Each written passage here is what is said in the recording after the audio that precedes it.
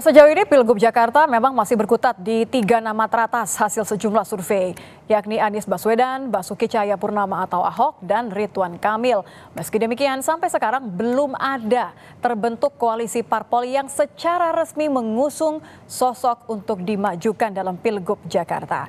Belakangan, Ketua Harian Gerindra Sufmi Dasko mengatakan koalisi Kim akan mengajak parpol lain untuk bahas Pilgub Jakarta dengan sebutan Kim Plus. Lalu akankah Pilgub Jakarta menjadi pertarungan dua poros atau lebih? Kita akan bahas bersama politisi Partai Gerindra Immanuel Ebenezer, lalu ada politisi PDIP Chiko Hakim dan pengamat politik Brin Siti Zuro. Selamat petang Prof Wiwi, selamat petang Bang Chiko, Bang Noel. Selamat petang, Bang. Semua. Nitya ingin tanya pertama ke Bang Noel terlebih dahulu. Ketua harian Anda kan katakan kalau Prabowo pulang dari luar negeri nanti akan ada pembahasan soal pilkada dengan ketum parpol Kim dan plus. Ini plusnya, plus partai-partai lain di luar Kim yang diajak dan minta diajak, PKB dan PKS? Saya rasa kontestasi Jakarta ini kan menjadi penentu ya, penentu demokrasi kita ke depan. Karena biar gimana pun, Kim juga punya pilihan tersendiri dan punya kriteria tersendiri. Jadi sekali lagi bahwa apa yang disampaikan Pak Dasko sebagai Ketua Harian Gerindra, dia juga bagian dari Kim, Koalisi Indonesia Maju, dia nanti akan menentukan siapa-siapa yang akan maju yang akan mengikuti konsentrasi Pilgub DKI Jakarta. Karena itu akan dirumuskan bersama, karena kita tidak mau nanti Gubernur DKI malah tidak bisa sinergi dengan pemerintah pusat, kira-kira begitu Mbak. Tapi Kim sudah punya atau jangan-jangan menunggu Kim Plus ini karena butuh arahan yang lain, plus yang lain? Saya rasa gini, kita kan butuh stabilitas ke depan lebih baik ya pemerintahan Pak Prabowo. Ya untuk itu ya kita tetap menghargai proses demokrasi yang akan terjadi di Pilgub DKI. Biar gimana pun kan ini Kim dan Kim Plus ini kan pasti punya kesamaan ya, punya chemistry yang sama secara politik. Gak mungkin pernyataan Pak Dasko itu menyampaikan tanpa ada sebuah pertemuan, kesepakatan atau chemistry yang ketemu. Jadi sekali lagi apa yang sama-sama ingin, kayaknya ada sedikit gangguan teknis dari Bang Noel. Ini juga mungkin masih sama-sama memikirkan nih. Saya ke Bang Chiko dulu deh kalau gitu. Bang Chiko, kalau tadi nampaknya Gerindra masih dukung, masih tunggu, tidak hanya Prabowo tapi juga tunggu Kim Plus katanya.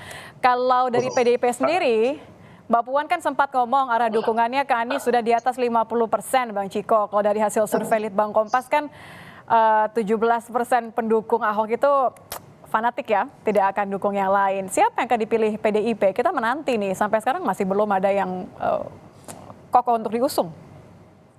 Sampai sekarang memang belum ada siapapun pasangan calon manapun yang kita secara resmi atau definitif kita dukung atau mengeluarkan rekomendasi, bahkan surat tugas.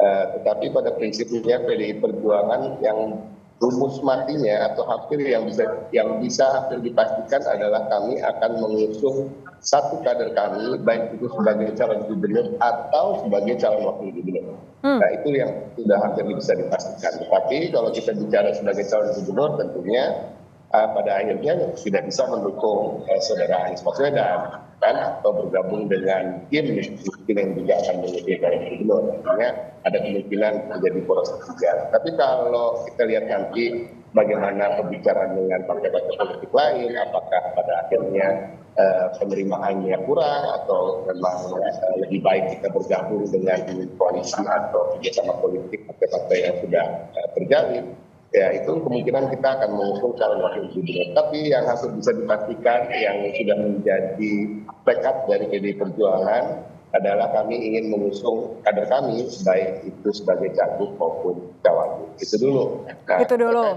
Bukan yang pasti menang, yang surveinya pasti tinggi ya Bang Chiko? Oh enggak, karena gini, bagi PDI Perjuangan urusan survei itu bukan urusan yang utama, walaupun itu termasuk dalam variabel yang prioritas ya untuk dipertimbangkan. Tetapi pada prinsipnya kita bicara soal permasalahan di daerah di mana pilkada itu akan digelar. kita bicara tentang masalah-masalah sosial masyarakat, kita bicara soal masalah ekonomi, kita bicara soal tantangan-tantangan ke depan bagi daerah tersebut. Kalau kita bicara soal DKI Jakarta yang akan berubah menjadi DKI daerah Jakarta, tentu permasalahannya sangat kompleks. Artinya setelah kita melihat permasalahan itu, kita menetapkan kriteria pemimpinnya seperti apa. Kita perlu pemimpin yang punya rekam jejak yang baik, kita punya pemimpin yang punya pengalaman, kita membutuhkan pemimpin yang punya pengalaman duduk di pemerintahan di berbagai tempat, di berbagai posisi, sehingga dia dapat memahami terkait administrasi, keuangan, dan lain-lain. Nah, kalau rekam jejak kan artinya dua-duanya juga masih punya ya, Bang Ciko ya. Anies masih punya rekam jejak, dua-duanya Ahok juga masih punya. Nama seperti Ahok muncul, nama seperti Pak Anies juga sempat diusulkan oleh DPD PDI Perjuangan Jakarta. Nah, ini kan karena kita melihat dari sisi kriteria itu tadi. Itu juga nama-nama di kader internal kami seperti Bu Risma, Pak Andika, Pak Pramono Anung, ada juga Pak Jarod, itu juga menjadi pertimbangan bagi kami. Saya pengen ke Prof. Wiwi. Prof, kalau Anda kan selalu mengatakan ini nampaknya bisa jadi ada tambah satu poros lagi. Kalau Anda melihat dari situasi sekarang, di mana semua partai nampaknya masih menunggu, tunggu-tungguan mengusung siapa kemudian atur strategi, Anda melihatnya memang benar seperti apa yang dikatakan oleh Gerindra bahwa akan hanya ada dua poros? Ya, yang dikatakan Mas Dasko itu kan memprediksi ya, jadi tidak tertutup kemungkinan akan dua poros gitu, bukan meyakini tapi memprediksi, karena ini kan masih simulasi, ada semacam kepelikan tersendiri gitu ya untuk Jakarta itu, karena ini kok yang sangat tinggi masih Anies Baswedan gitu kan. Mas Noel udah berdoa-doa jangan Mas Anies kan gitu ya. Ada Mas Ridwan Kamil, ada Pak Ahok kan gitu. Tentu masih ada ya dari PDI Perjuangan ini banyak kader-kader handalnya kalau mau. Tapi kan tak satu pun yang kemudian mendapatkan tiket sampai sekarang kan, belum ada yang berani sebut, Prof. Ini masih cair sekali, tapi dalam pengalaman empirik pilkada itu Mbak selalu menunjukkan bahwa partai-partai itu akan mempertimbangkan siapa gitu ya calon kepala daerah yang dipastikan itu bisa memenangkan kan itu. Sementara nanti calon keduanya wakilnya itu biasanya hanya menyempurnakan sebetulnya, menyempurnakan kemenangan. Kalau bahasanya Anda wakil itu hanya menyempurnakan, maaf saya potong Prof. Kalau jangan-jangan memang ternyata partai-partai ini saat ini terjebak kepada dua pilihan tadi. Surveinya kan yang teratas hanyalah Anies dan juga Ahok. Iya, itu masalahnya. Jadi pilihannya agak pelik ya, khususnya bagi Kim ini mau mencalonkan siapa. Tapi yang lalu itu infonya lamat-lamat menunjukkan bahwa di Kim itu bisa jadi mengusulkan Pak Ridwan Kamil, juga Pak Ahok dan juga Pak Anies. Tiga-tiganya akan dicalonkan gitu. Ya, tiga-tiganya ya. Apakah ini akan disimulasikan sesuai dengan penjelasan dari Mas Dasko tadi itu, ini masih simulasi masih sangat cair, dan jangan lupa politik di Indonesia juga di Jakarta itu sangat kontekstual. Jadi konteksnya itu nanti ketika menentukan gitu ya, biasanya at the last minute gitu, itu akan jatuh ke siapa. Tapi saat ini memang kecenderungan bahwa Anies itu on the top gitu ya. On the top. On the topnya Anies ini, Prof, Anda melihat akan membuat PDIP akhirnya akan jatuh pilihan kepada Anies sebelum saya balikin ke Bang Ciko nih. Atau justru malah ya sudah balik lagi mendengarkan akal rumput nih. Dalam politik tidak ada yang tidak mungkin ya, tidak ada yang absolut gitu ya. Itu hitung-hitungan absolut bukan di politik. Jadi politik itu seni kemungkinan dan tidak tertutup kemungkinan, bahkan Kim pun sedang mempertimbangkan apakah oke kalau Anies diambil kan gitu, atau tetap Ridwan Kamil yang diambil paksa ke Jakarta gitu ya, dengan berbagai alasan untuk melawan Anies kan gitu. Kalau Ahok bagaimana, Prof? Mungkin nggak Kim menimbang Ahok? Kan top tuh. Iya, bisa jadi seperti itu, tapi mungkin Mas Ciko yang sangat paham gitu argumentasinya, apakah rumusannya ketemu kalau akan diusulkan oleh Kim kan gitu. Oke. Kalau gitu saya Biasanya balikin saat ke itu Bang Ciko deh kalau gitu. Bang Ciko, rumusannya ketemu nggak tuh kalau Prof Wibi bilang tadi? Kalau misalnya akhirnya Ahok karena Anies top tuh, mungkin nggak kalau PDIP dan Kim akhirnya ini ketemu lewat Ahok? Intinya gini, kalau kita bicara soal kerjasama politik antar partai politik, tentunya kita harus mengesampingkan sosok ya. Sosok Ahok, biar bagaimanapun juga dia adalah kader dari PDI Perjuangan. Jadi semua keputusan terkait dengan pencalonan yang bersangkutan adalah wewenang dari partai. Dan saudara Ahok, walaupun setokoh apapun beliau, ketika sudah menjadi kader di PDI Perjuangan, tentunya juga tetap akan terkait dengan kemungkinan apakah Kim kemudian nanti bekerja sama dengan PDI Perjuangan, sangat mungkin karena ini terjadi juga di berbagai daerah di seluruh Indonesia. Ingat, kita ada 508 kabupaten kota yang akan menggelar pilkada, ada 37 provinsi, dan di beberapa tempat sekarang sudah terjalin kerjasama misalnya dengan. Tapi Jakarta kan beda, Bang Ciko. Jakarta kan equals 2029, artinya segala sesuatunya harus diperhitungkan. Ya, banyak yang equals 2029 sebenarnya. Jawa Barat juga bisa dikatakan equals 2029. Jawa Tengah juga bisa dikatakan begitu, ya kan. Kalau kita mau jujur, Jawa Timur pun juga begitu, walaupun begitu pun dengan Sumatera Utara misalnya.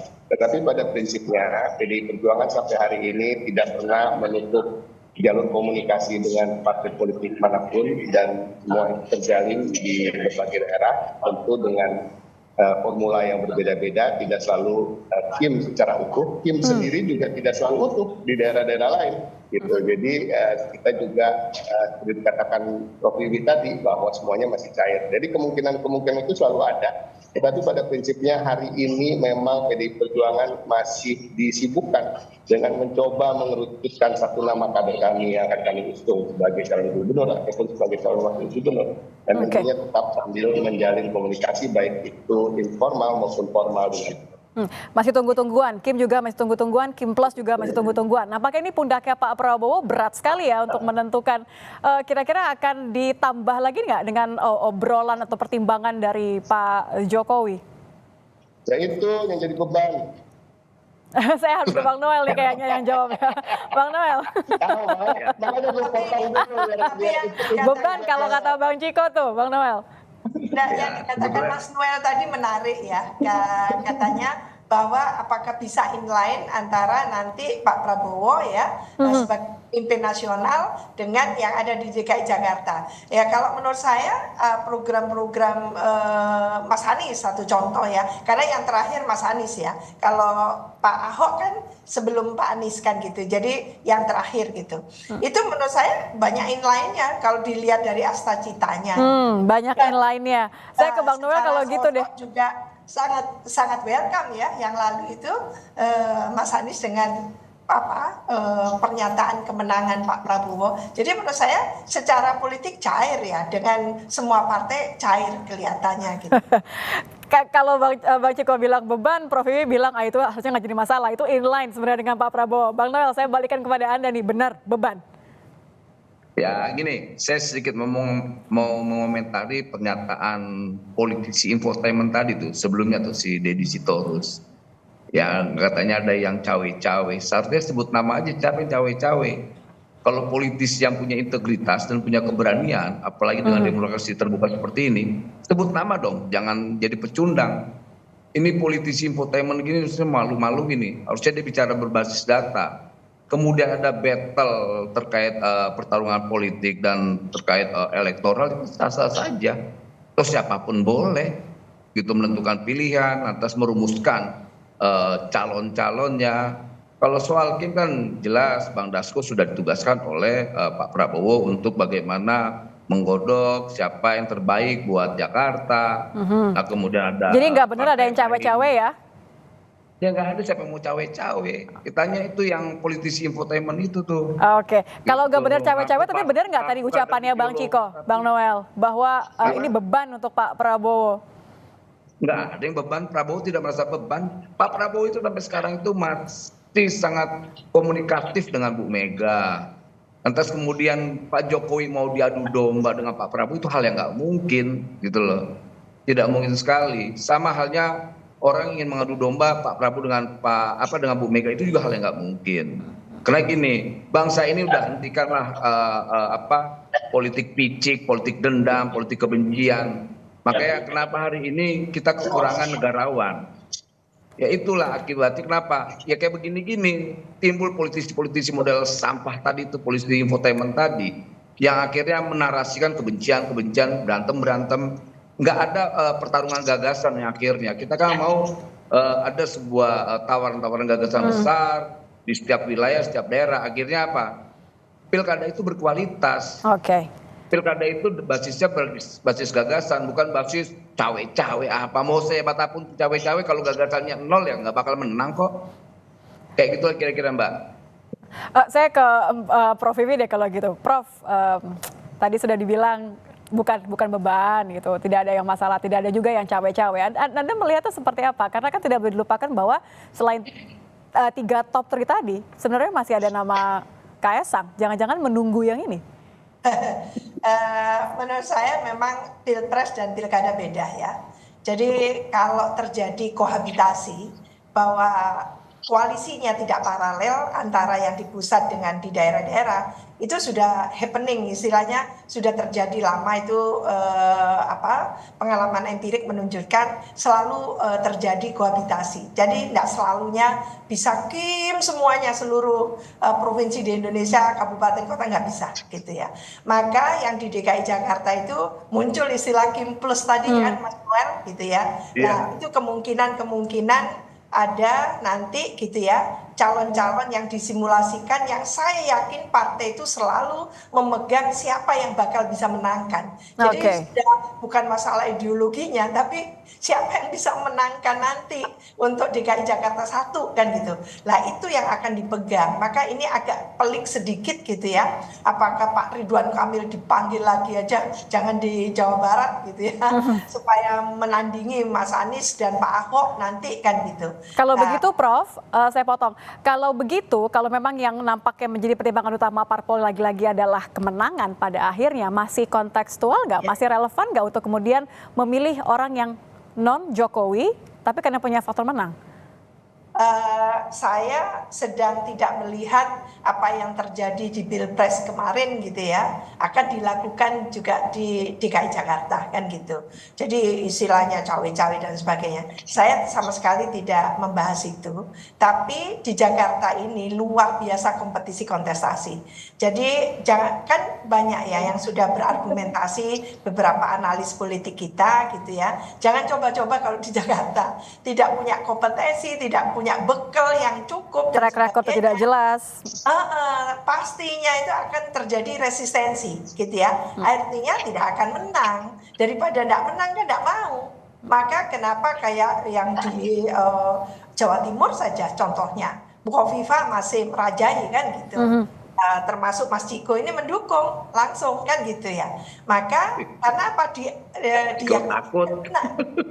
Apa Bang Noel? Merasa takut?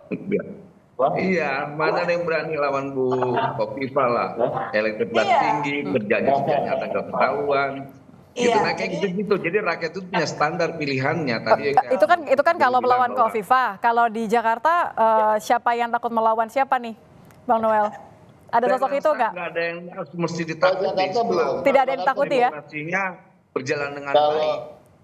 Kalau Jakarta, kalau kita lihat dari hasil survei, ini saya potong ya, Anies Baswedan pun tidak begitu mudah akan melenggang untuk menang. Karena dikatakan dia selalu berada di atas, tapi di atasnya itu nggak pernah di atas 35%. Jadi belum ada yang di atas 40%, apalagi 50%, yang dimana kalau sudah di atas 50%, barulah kita bisa berpikir bahwa ini adalah calon yang sangat kuat. Kalau kita bicara soal Anies Baswedan, sebenarnya pemilihan dari calon wakil gubernur sangat penting bagi dia. Begitu juga pemilihan partai-partai politik yang akan diajak kerjasama untuk mendukung yang bersangkutan.